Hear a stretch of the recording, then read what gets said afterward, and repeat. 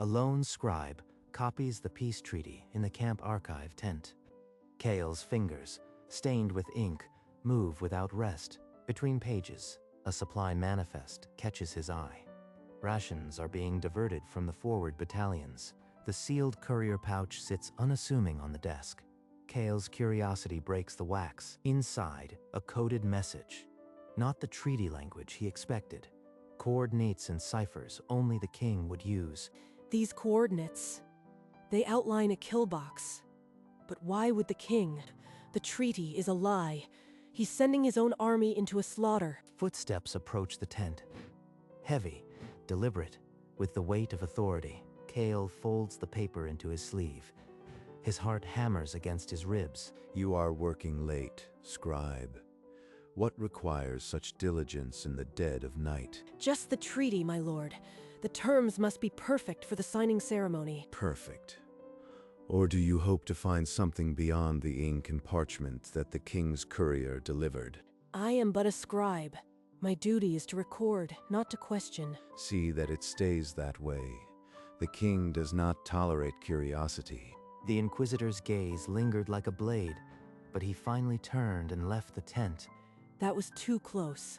If he had searched me... Kale remembered Captain Solis, who had once openly questioned a suspicious patrol rotation during dinner. He wasn't dismissed. He might listen. With steady hands, Kale began to copy the royal seal onto a blank marching order. Each stroke of the quill was a lie that could cost him his head if discovered.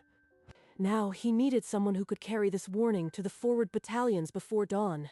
The camp slept under a thin moon. Kale pulled his hood low and slipped between the rows of tents. Every shadow could be an inquisitor. Every whisper of wind, a blade. He avoided the torchlit paths, weaving through supply carts and dark alleys until the officers' tents came into view. Inside the officer's tent, he stilled his breath. Rows of cots, most occupied, one lantern still burning. The far corner cot. Solis's insignia on the footlocker. Kale crept forward, his worn sandals silent on the canvas floor, and reached toward the sleeping captain. Outside, the camp held its breath. No patrol passed. Move, and I'll open your throat. Who are you? The blade pressed cold and steady against Kale's neck. One wrong word, and I die before I can warn anyone. Captain Solas. I'm a scribe. I found the king's real orders hidden in the treaty pouch. Real orders? You'd better have more than stray parchment to prove a claim like that. The cipher is the king's own. These coordinates mark a kill box for the forward battalion. That ridge. I questioned a patrol withdrawal there weeks ago. They never gave a reason. He's removing General Dorn. Every loyal soldier will be butchered under a false truce. A sharp command pierced the tent wall. Torchlight swung beyond the canvas. Behind the crates. Quiet, or we're both dead. Kale and Solas pressed into the gap behind the supply crates just as the tent flap opened. If they find us now, every soldier in the forward line dies. Boots scraped the ground a hand's breadth from their hiding place. Then the footsteps faded. From beyond the canvas, the cold voice of Inquisitor Vaughn sliced the silence. Sweep every tent. The scribe is missing, and his documents are a threat to the realm. He knows the pouch was opened. They'll lock the perimeter. We're already dead if we stay. Kale withdrew the forged order from his tunic. The seal imperfect but authoritative. This routing order might get us to the horses. If we move now. The East Gate checkpoint will be the toughest. Can you lie under a blade? I've lied to an inquisitor tonight. A guard won't be harder. Then I'll create a distraction on the west side. Draw them away while you clear the gate. They shared a look of grim understanding. The camp was a closing trap, and the noose was tightening. They slipped from the tent in opposite directions. Solis west to light the fuse, Kale east toward the gate. The checkpoint materialized, a barrier of torches and armor. A guard stepped forward, hand on hilt. The guard demanded his name and purpose. Kale's hand trembled, but his voice held steady. Royal Courier. Urgent routing order for the forward camp. The king demands fresh horses by dawn. The guard's soot-stained finger traced the seal. A long pause. Then, a grudging grunt. The barrier lifted. A gruff voice said to move through, and be quick about it. Kale walked. Each step felt like a brand on his back. Only when the darkness swallowed him did he run. He reached the picket line, cut a horse free, and swung into the saddle with desperate strength. Behind him, a flash of fire bloomed in the western tents. Then the alarm bell shattered the night. They're coming. Ride, Kale. The front lines won't save themselves. Another horse thundered up behind him. Kale's heart seized, but the voice that followed was familiar. I said I'd create a distraction, not a funeral pyre. Let's move. They cut into the mountain pass, a scar of a trail hemmed by jagged rock. The king fears General Dorn's loyalty from the ranks. A popular general is a rival. He'd slaughter his own army just to silence a political threat. Every soldier who follows Dorn is a vote for him. This treaty makes them all traitors. The horses stumbled on loose scree, foam dripping from their bits. The pass grew steeper, the sky bruised into a pale violet. Dawn was less than an hour away. If those men are already in formation, every word I wrote was for nothing. Ahead, below the ridge, the campfires of the forward camp flickered in the valley. The valley churned with motion. Companies forming ranks, standards rising, the dull thunder of boots on frozen earth. They're executing the king's orders. At this pace, they'll reach the kill box before midday. Kale and Solus abandoned their horses on the ridge, stripping gear from a supply cart left unguarded. Once we're inside, we find the general's tent. No stopping, no second chances. They slipped into the column. 2 more masks in a sea of bronze and leather, marching toward an ambush they alone could prevent. Keep your head down. Every face could be a hidden inquisitor. Which way to the general's command tent? Orders from the king. The soldier pointed vaguely through the dust. They weaved deeper, past cook fires and weapon racks. There, the banner of General Dorn, but 3 guards at the entrance. They halted at the edge of the command perimeter, the forged document pressing against Kale's ribs. The lie was all they had left. 3 guards stood at the tent entrance, their armor catching the first light. One stepped forward, his hand resting on the pommel of his sword. Around them, soldiers laughed and tightened straps, speaking of the king's promised peace. The words were poison in Kale's ears. The grizzled guard drew his sword a handbreadth from its sheath. His voice was iron, hailed. General Dorn is preparing for the advance. He is not to be disturbed. We carry a sealed order from the king. He demanded it be delivered to the general before the army moves another step. The guard's eyes flicked to the wax seal, then back to Kale's face. Suspicion hardened his jaw. This seal is uneven. The ink is smeared, and I don't recognize a scribe in soldier's garb. The courier was ambushed on the road. We barely escaped. Would you have us die with the message still in our hands? Before the guard could answer, the tent flap was thrown aside. General Dorn stepped out, his scarred face carved from stone. The army does not wait for petty arguments at my door. What is the meaning of this? General, we have proof of treason. The king's orders are a trap. Please let us speak privately. General Dorn's eyes, hard as flint, searched Kale's face. Then he gave a single, silent nod and gestured them inside. Alone inside the command tent, Kale drew the forged document from his tunic and handed it to General Dorn. Read the 3rd column. The king's cipher marks a kill box at Ridge Veron. Your forward battalions are walking into annihilation. This is a courier's route map, unless... Dorn's finger traced the coded coordinates. His weathered face went slack as the pattern emerged. 6,000 men. He is sending 6,000 men to their deaths under a ceasefire flag. I need aides. Summon the colonels. Countermand the advance. An aide rushed in, breathless. The enemy banners were visible on the hill, advancing under truce colors. We have minutes before they enter the kill box. Then we stop them here, before they reach that ridge. General Dorn seized his war helm. The betrayal was absolute, but the army's fate still hung on a thread.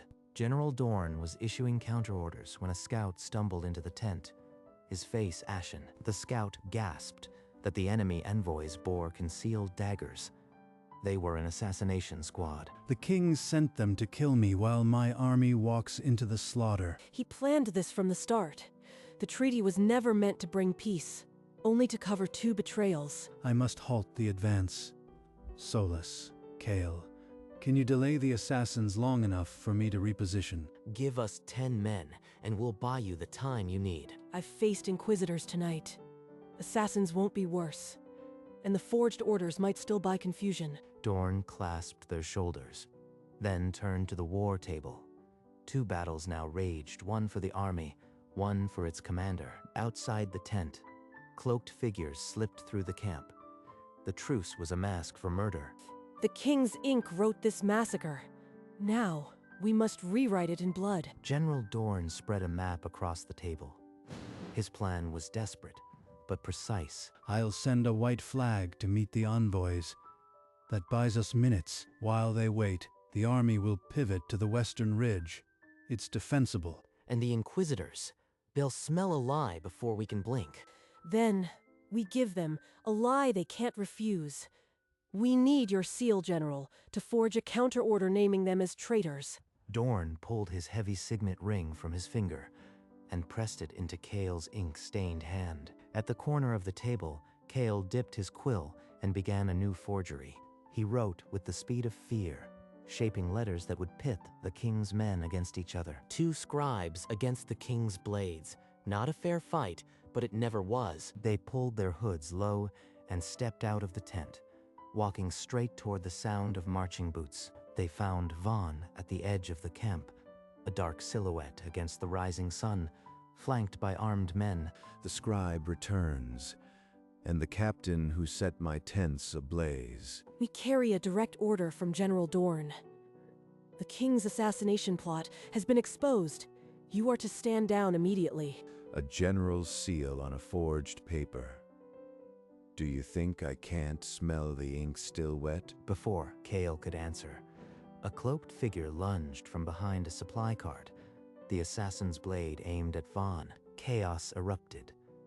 Vaughn's men drew swords. In the confusion, Vaughn shouted an order. Seize the scribe. He's colluding with the enemy. Solus stepped between Kale and the blades. His dagger parried the first strike, but a second blade found his side. Kale caught Solus as he stumbled, blood spreading across his tunic. The delay was bought, but at a brutal cost. Hold on, Solus.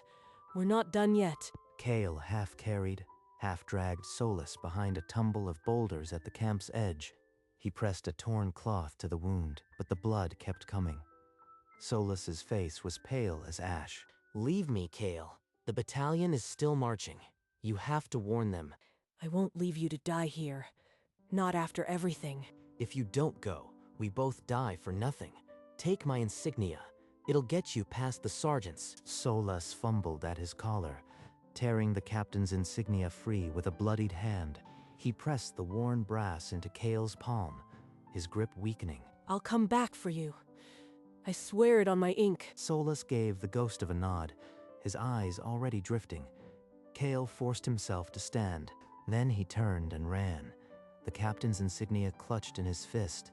Toward the sound of the advancing army, Kale burst into the open field, where the forward battalion was already marching under the morning sun. He pushed through the soldiers to a grizzled colonel with a gray-streaked beard, standing by the battalion standard. Colonel, General Dorn orders you to halt. The treaty is a trap. Here is his proof. Don't just stare. Look at the blood on my hands. Look at the insignia. The colonel eyed the brass token coldly, not reaching for it. He demanded why a scribe was sent, why he should trust ink-stained fingers over proper military protocol. Because Captain Solas is bleeding out for this warning. Stop the advance or 6,000 men die at Ridge Varan. The drummers beat on. The soldiers stepped forward, unhearing, into the growing light. Beyond the ridge, enemy banners lifted. The kill box was less than a mile away. The colonel's jaw tightened with doubt, but the army was still marching. A cloud of dust and the thunder of hooves. A messenger galloped straight for the colonel, waving a parchment. The rider's voice cut through the drums. General Dorn's order: halt the advance. The treaty is a trap. The colonel snatched the scroll, his eyes racing across the seal. Then he turned and roared a single word: retreat. The word tore through the ranks, picked up by sergeants and riders. The column began to wheel, discipline, fighting confusion. But the forward skirmishers were already past the point of return. Then the ridgeline erupted. Hidden archers rose from the grass, and the morning became a rain of arrows. Kale stood frozen as the first ranks shuddered and fell. Men he had run beside moments ago crumpled into the mud. I was too slow. Even with the warning, we're still too late. But the main body was pulling back, the trap only half sprung. The slaughter was not total, but the cost was more than any retreat could undo. The enemy horns sounded a halt. The trap had been sprung too soon. Confusion stalled their advance. Hoofbeats thundered from the west. General Dorn's cavalry emerged from the dust, bloodied but alive. Dorn's eyes swept the carnage before finding Kale, still standing among the fallen. The main force is safe, but the skirmishers, I was too late for them. You saved 5,000 men. We would have lost everyone. And Solus? Stabbed by an inquisitor's blade. He's hidden behind the boulders east of the camp. I have to go back. Go. Every heartbeat counts. But first, this army must know the truth. Dorn raised his voice so every officer within earshot could hear. The words were treason made public. King Aldrich sold us to the enemy. He wanted us all dead. We march on the capital at dawn. Kale was already running, Solus's insignia still clutched in his fist. The army's reckoning had begun, but his battle was not over. Kale skidded to a halt at the boulder field. The morning light revealed 2 Inquisitor guards and a slumped, bound Solus. You came back. How noble. Hand over the coded orders, or the captain dies here. Kale's hand went to his tunic, not for a blade, but for the last forged parchment. The coded orders are already with General Dorn. What I carry now is worse for you. He unfolded the confession. Every ink stroke spelled the king's collusion, a written treason. A signed confession from a dead courier naming the king. If I read this aloud, even your men will turn. You are bluffing. No scribe would dare forge such evidence. I've forged a dozen documents tonight. One more is nothing. Let him go, or I'll shout it loud enough for the whole camp. Vaughn's grip on the knife tightened, then loosened. Just a fraction. The confession was poison he couldn't swallow. He's scared. He knows if that confession spreads, the king will silence him too. The thunder of hooves rolled over the rocks. Dorn's riders, following the trail of blood and footprints Kale had left. Die knowing you lost, scribe. Vaughn's blade never landed. A spear shaft hooked his arm aside, and soldiers flooded the clearing. In seconds, the Inquisitor guards were disarmed and on their knees. The prisoners had become the captives. Kale didn't wait. He snatched a fallen dagger and sawed through Solus's bindings, the ropes falling away wet with blood. The army, the trap, did we? We stopped them. 5,000 still breathe. Save your strength. General Dorn strode into the clearing, the forged confession raised high like a battle standard. His voice rolled across the rocks. This paper names King Aldrich a traitor. He sold us to the enemy. At dawn, we march on the capital. A roar erupted from the gathered soldiers. Not triumph, but a betrayed army finally finding its purpose. We march at dawn, disciplined, not a mob. This will be justice, not vengeance. The shouting subsided into a low, dangerous hum. Dorn's command held the fury like a bridle on a warhorse. But know this, every man here owes his life to a scribe and a captain who faced blades with nothing but ink and courage. Kale felt the weight of 1,000 gazes, not as a scribe, but as something else. Something he hadn't named yet. The camp began to shift. Tents were struck, standards readied. The army would move before the sun climbed higher. Kale stood apart, watching the great machinery of war grind into motion. His own hands were still stained dark. This ink stopped a massacre. But can it build something after? Or does it only record the wreckage? A soldier ran up, handing him a worn satchel and a fresh quill. Orders from the general, right. The army needs a true record. So the scribe who forged truth from lies still has a duty. The army marched west toward a king who had betrayed them, and Kale walked with them, not as a soldier, but as their chronicler. The army halted its brief midday rest. General Dorn rode back along the column until he found Kale. You've proven yourself sharper than any blade. I need an aide who can think.